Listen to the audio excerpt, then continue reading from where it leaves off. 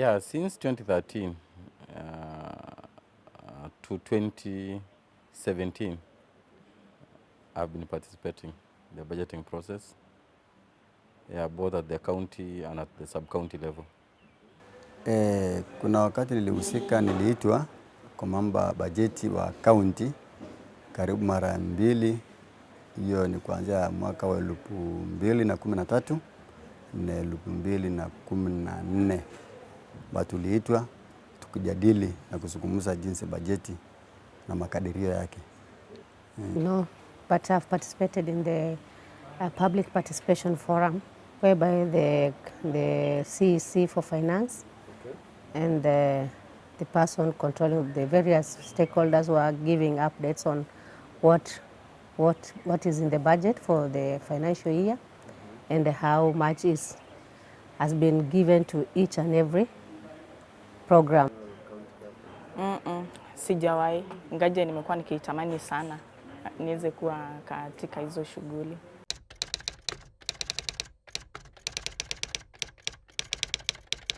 Sekta ni nyingi, kuna za barabara, kuna sekta ya elimu, kuna sekta ya afya, kuna sekta ya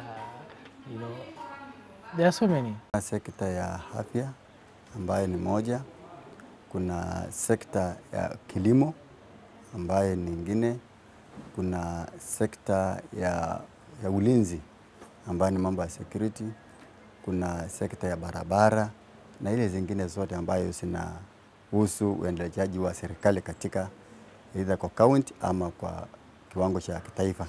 Najua kama kuna sekta ya afya, kuna sekta ya elimu, kuna ile ya biashara, kuna wale ambao kuna ile sekta ambayo inahusika na majanga. Nadhani ziko kama 10 hivi.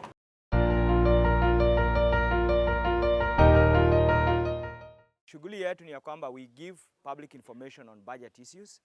Tunaweza kufundisha wananchi kuhusu mambo ya bajeti na tunaweza pia kufanya zile analysis. Some of the information that we get, we pass it on to government because they are the ones ambao wanashughulikia hii mambo. Ingine sana tunataka ya kwamba wananchi wenyewe wanapoelimishwa wanachukua lile jukumu kuwa jukumu lao kuweza kuchangia haya mambo, kwa sababu ukishajua hii mambo vile ambapo ile process ambayo inafuatiliwa, unaweza kujua ni mambo gani ambayo unaweza ukafanya. Tuko na levels 2 za serikali. Kuna national government na county government. Hiyo county government ni serikali kama serikali kuu. Sio kama serikali kadogo. Ni serikali kama serikali kuu. Kwa sababu gani? Kwa sababu majukumu yamegawanywa na katiba. Kuna majukumu ambayo ni ya serikali ya kitaifa na kuna majukumu ambayo ni serikali ya county. Kila wakati ambapo unaitwa kama mwananchi kuweza kuhusishwa katika mazungumzo ya sera za serikali, especially sana kuhusiana na bajeti, kumbuka mambo hayo 9. Jambo la kwanza, previous sailings, historical allocations, ongoing projects. Kila wakati ambapo unafikiria bajeti ya mwaka ujao ambao tunaitwa tuchangie, kumbuka ya kwamba kuna pesa ambazo zilikuwa zimetengwa kwa kila sekta na kuna ile inaitwa ceiling. Ceiling ni ya kwamba kwa sekta A pesa ambazo zimetengwa ni bilioni 50 mwaka uliopita. Kwa hivyo unapofikiria mwaka ujao, hauwezi anza kusema tuwapatie tu bilioni 30, kwa sababu hiyo bilioni 50 kuna jambo ambalo ilikuwa ifanye. Number 3.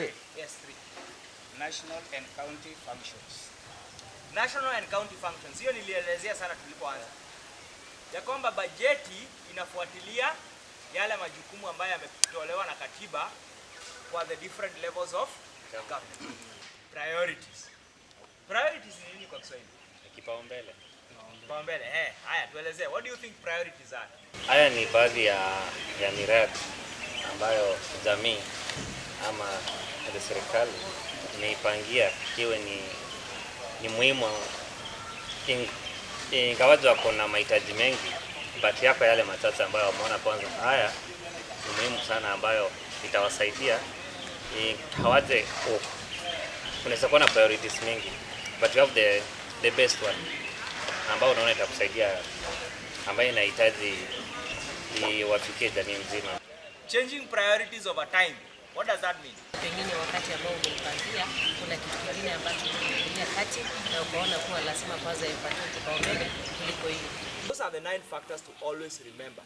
And when we come back from break, from our tea break, we will be able to share much more.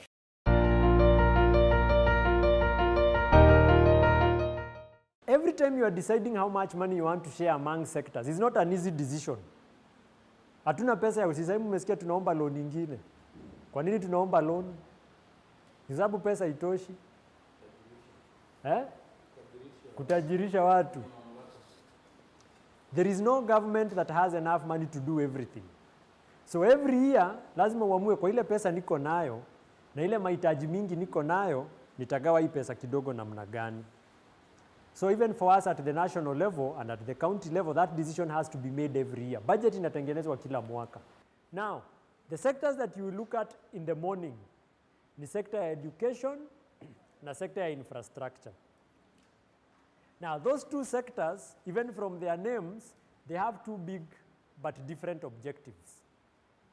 Sekta ya elimu, kazi yake ni kutengeneza wananchi ambao wanaweza kushughulikia zile challenges ambazo tuko nazo kama nchi. You are building the capacity of a country in terms of its human labor. The capacity to deal with the challenges that the country is dealing with. The capacity to implement the priorities ambazo serikali inajaribu kufanya. Infrastructure has a big role in opening up the country, making connection easier, and making it easier for people to do business, to move around, and so on. So a lot of what we do under infrastructure is building our physical infrastructure, the capacity of a country physically. Do you have a transport system that works? Those are the kind of problems you are trying to solve. You're trying to make it easier for people to do business. You're trying to make it easier for people to move from point A to point B. And you're trying to make the cost of living to be affordable because it's not very expensive to do business. So the two sectors you look at lunch, just after tea break, actually look at how are we developing our human capacity and how are we developing our physical capacity. The question for me in your groups will be, what do you think is the right way for a country to develop? Unafikiria country inatakiwa ijijenge kinamna gani? Unafikiria tukitengeneza wananchi wengi ambao wamesoma vizuri hiyo ndio itakuwa maendeleo mzuri? Ama unafikiria tukitengeneza miundo msingi hiyo ndio njia ya kwenda nini? Ya maendeleo. What is the trade-off you want to make? Do you want to educate people or do you want to have infrastructure that opens up your country? So just after tea break, you will sit down in groups. We'll divide the groups just before you go. And the question will be, what do we want to invest more on as a group, the groups that you will be in? But then the second question also will be, what general philosophy do we want to go with? Do we develop people or do we develop places?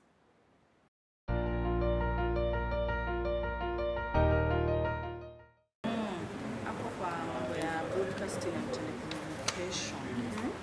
Broadcasting and telecommunication. Maendeleo yake.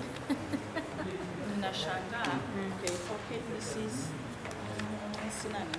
Lakini nimeshangaa. Exactly, hata mimi pia nilikuwa nimechoose that ina receive the less percentage. Less percentage. Communication is so vital, si ndio? 300 mobile cinema shows za nini? And we already have the national broadcaster. So watumie hiyo mara moja. Nyingine tena yenye nimeiangalia hapo kwa petroleum. Kwa mambo ya exploration na nini? I think because it is something that imeingia Kenya na kitu yenye inaweza kutusaidia especially sisi kama mtu. Ingeongezewa nini? Hela. It's like wamekea talo ziko yao. Maana talo saizi the community are demanding more from them. Na hata hawajaanza kuimagine. Government ingewasaidia sana. So at least because it is something that is going to help the whole of the country, ingepatiwa at least allocation ambayo nzuri. Unajua with primary education, primary education ndio backbone ya learning. Hapo ndio backbone ya learning kabisa. Lakini unaona unapata wamewekewa pesa kidogo sana. Compared to hizi vitu zingine. Compare na university. Compare na university. budget. Sasa wanataka kudedicate huyo mtu wa juu wakati wamemuua hapa chini. Na watakana ianzie hapo. Wanataka kuanzia na foundation na secondary education sector sagas. Gani? Education sector. Education standard and quality assurance. Na vitu zingine hata ndio naona leo the Pan African Universities. National education in Kenya. Roads and transport has been put as a priority, and there's a demand of that, so there's an increase in terms of allocation. On Department of Housing and Urban Development, you find on Department of Housing and Urban Development, whereby the details of the program entails housing departments and human and the settlement, urban and metropolitan development, general administration planning and the support services, and regulation and development of the construction industry. In that budget, they'd put a priority on regulation and development of the construction industry. But during the budgeting, it is there, but during the budgeting, it's not what mentioned. If you are trying to make an analysis based on the percentages, or you may find you cannot estimate an historical allocation of money per department based on the percentages. It has a challenge because you have seen in that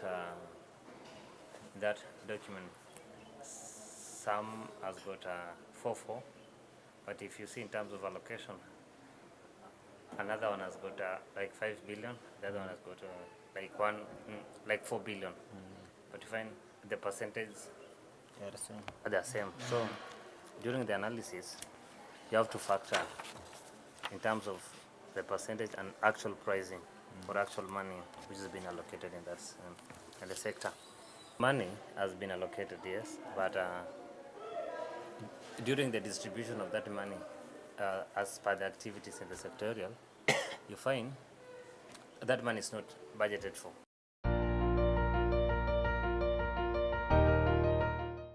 What else surprised you about these the numbers that you looked at? This amount of money has been put on education, but it doesn't tell you that what is that money going to achieve with education. So that connection between the money and the expected result is supposed to be reflected in the budget. We can decide not to build roads, lami tutaweka maybe baadaye, but tutatumia barabara ya ile haijafagilia haijawekwa lami.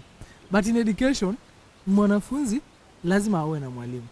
Huwezi postpone hiyo because age is coming and also time is going. Unaona? So maneno education haiwezi ngoja. But maneno infrastructure you can postpone. Inaweza ngoja. The literacy is at over 80%.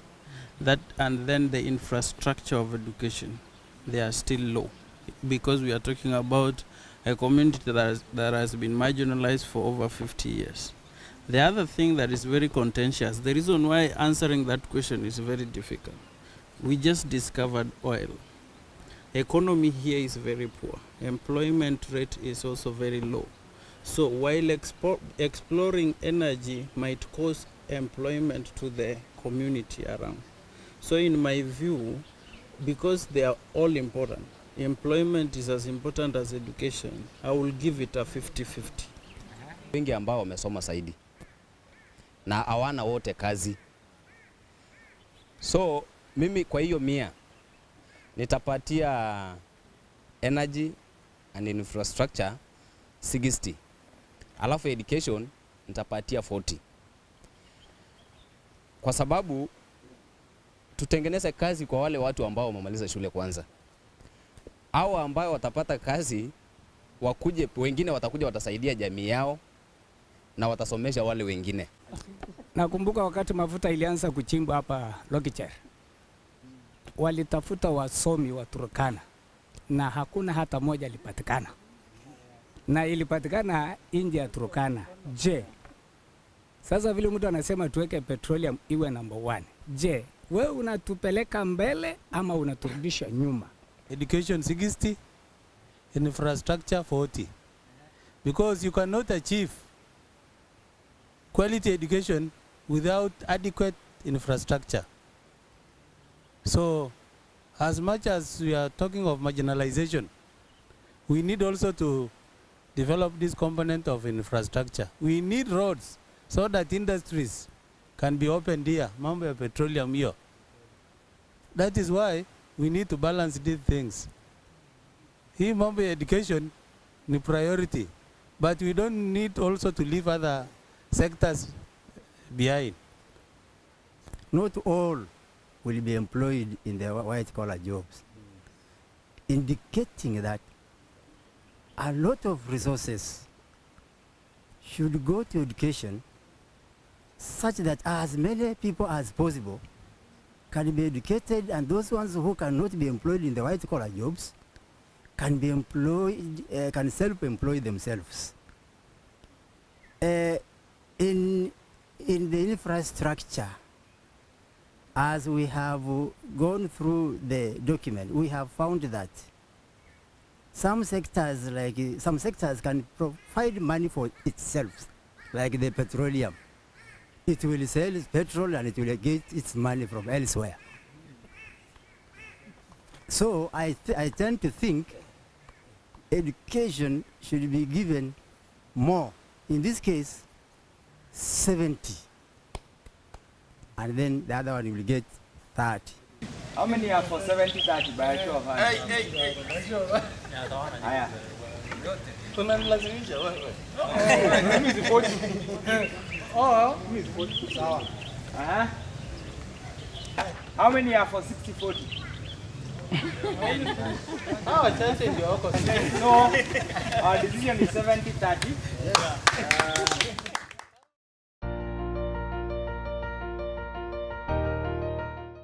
The reasons as to why we give a certain amount compared to the other one has to be very strong. Because you're convincing the person next to you. According to me, will be education 40% and infrastructure 60%. Why? Because most of the infrastructure,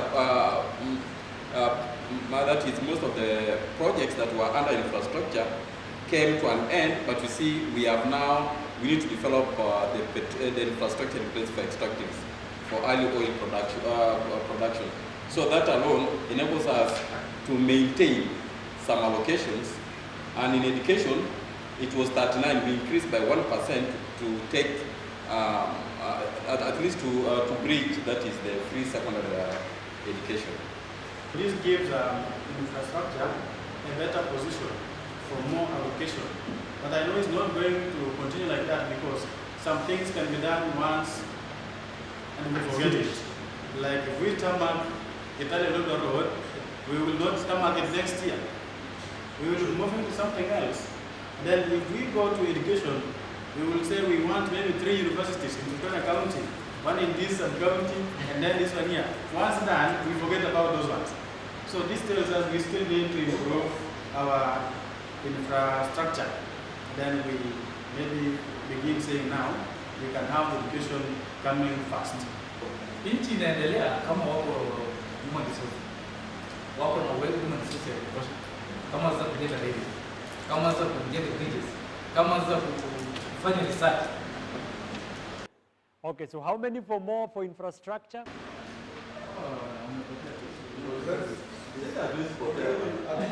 How many for education?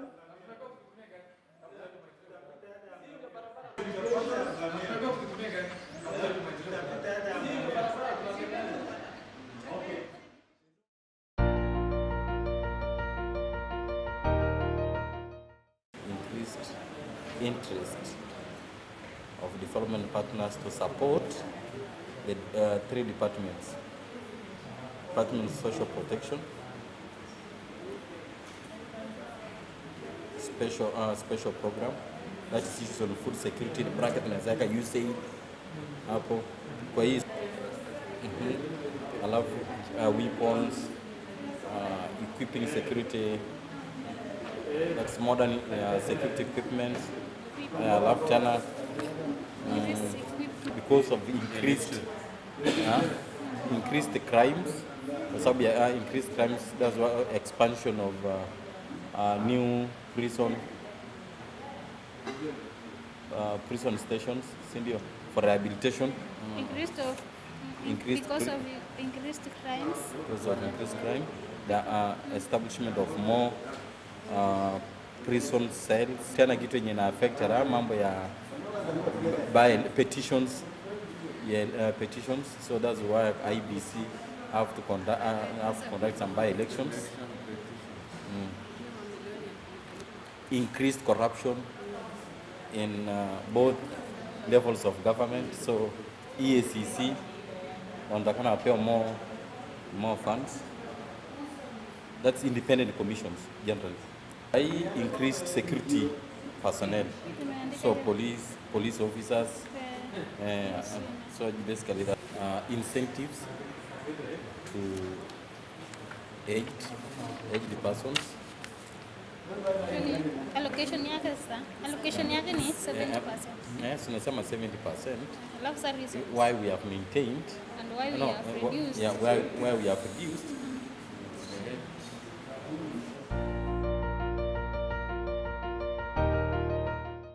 So as each group is giving its 3 reasons, I want you to rate how adequate you think those reasons are and how satisfied you are with them. Governance, justice, law and order, 75. Security being a major player in a stabilized country. Funds are also supposed to be made available for facilitation of international relations.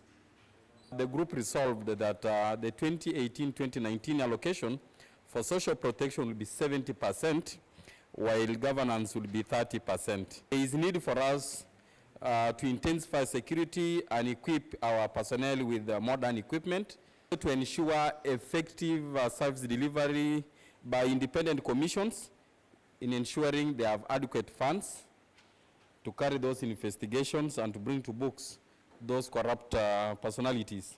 Social protection, culture and recreation, we allocated 51%. Governance, justice, law and order, 49%. If sports, arts and the library services would be promoted, crime will reduce, thus need a few policemen, prisons and courts. Emerging issues for social protection, if there were more funds for children and gender empowerment, then it would be better. More funds for children and gender empowerment. Hii kwaya imekubali mpaka kiwango gani? Wewe unaona hii 64 ndio iko sawa sawa ama hii ndio inatakiwa iongezwe ama ipunguke? People, maybe first I should ask, do these proportions look okay to everyone? Hii inakaa sawa sawa kwa kila mtu?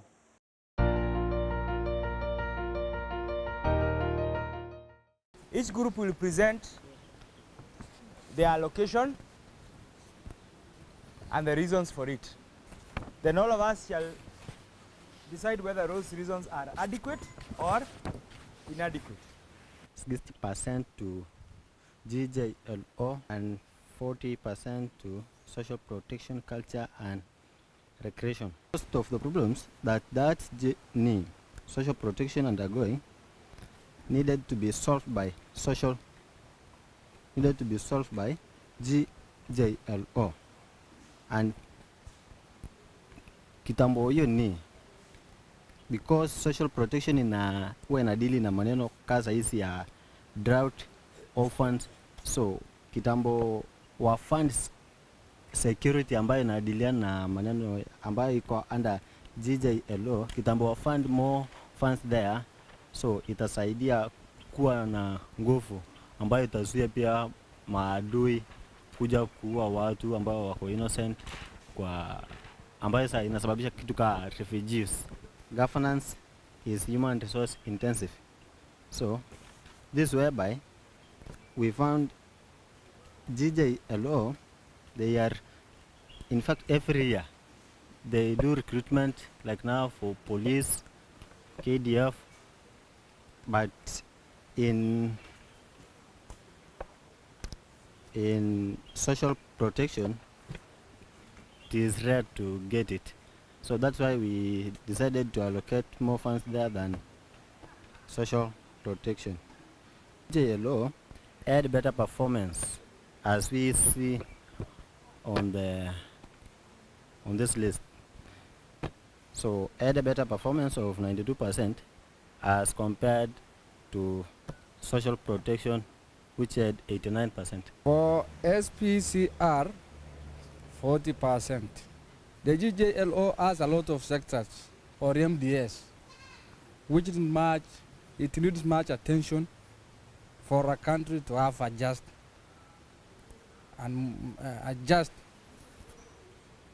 that means good governance. That means the scope of human rights is wider and require funding to safeguard human justice. You'll find that the GJLO absorption rate is 92% as compared to SPCR, which has less MDS, but the scope is that absorption scope is 89%. So sector gaps, or whichever gaps, it can be functional or structural gaps, where there are no structures. Like, for instance, institutions that take care of some of those, maybe offices. Like, for instance, when devolution happened, we had to build a governor's office because it didn't exist before. So under circumstances where initiatives are in structures, then you have to bring them. And bringing up a structure is very expensive. So structural gaps, some of those things we don't have. Like even prison, we only have one. If we are to bring prisons around here, in Lodwar, Lokichar, we have to build new justice, structures of justice. Ilipeana 60 kwa governance, justice, law and order. Alafu 40% ilipeana kwa protection, culture and recreation. JLO have many departments that are sensitive on digital issues that help to maintain law and order. JLO help in mainstream justice. Social protection, culture and recreation, we gave a percentage of 40%. And governance, justice, law and order, we gave that one 60%. Governance, justice, law and order, it requires more funds due to more involvement compared to social protection, culture and recreation. It has more MDS. It requires more money to perform activity. Social protection, being involved with NGOs, they don't just bring people, they employ those people and bring them there. So in terms of allocation, that is okay. And also human resource intensive for social protection, it is, but it's not committing them. Yes. Like they're not spending on those human resources, because those human resources, they are being one on a later from different and then. Good. So that basically starts to bring us to an end. But because ilikuwa siku ya surveys, niliwaambia tutafanya survey 3. Tumefanya ya kwanza asubuhi, tumefanya moja before lunch. Na sasa tunataka kupata our tea break. But I will ask you to fill for me one last survey. And then we have a tea break and we are done.